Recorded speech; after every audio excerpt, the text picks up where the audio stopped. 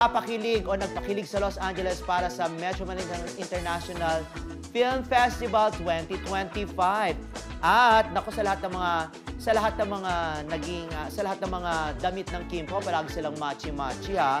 At nag-viral nga itong patuloy na pag-alalay ni Paolo Abilino kay Kim Chiu, at meron pa ngang isang video na pagdating nila diyan sa Los Angeles, California, ay nako, hinawakan ng lolo nyo ang kamay ni Kim na parang sinasabi, akin ka lang.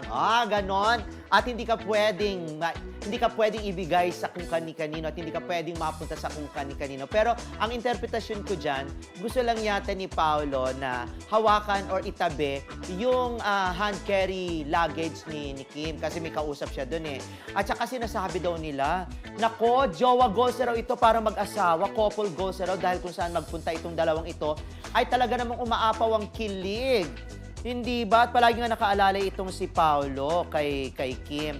Nakakaloka lang ditong kay Paolo. Di ba? Parang nahuhulog na talaga siya ng bonggang-bongga kay Kim. Hindi ba? Parang ito si Kim, chill lang, ganyan. Parang ganyan. Parang sinasabi, okay. Wow! Magpapasweet ako, bahala ka na kung ano interpretasyon mo. Yung mga tipo ganun. Pero alam ko bagay na bagay talaga silang dalawa. Well, kung magkakatuluyan man sila, nako, abangan na lang natin yan. Kaya lang ito si Paolo, bakit ba palagi ito naka-face mask? Takot na takot na magkasakit. Sa bagay lahat naman tayo, takot na takot na magkasakit. Kaya lang si Paolo, every time na lalabas siya talaga naka-face mask. Etong si Kim Chiu, buwis buhay, wala talagang face mask, ano? Anyway, nako kasi naman, baka naman masakitin to si Dennis Rillo. Hayaan mo din, Dennis Rillo, hayaan mo Paolo Abilino, pag nagkasakit ka, alagaan ka ni Kim. Ay, ganon, di ba?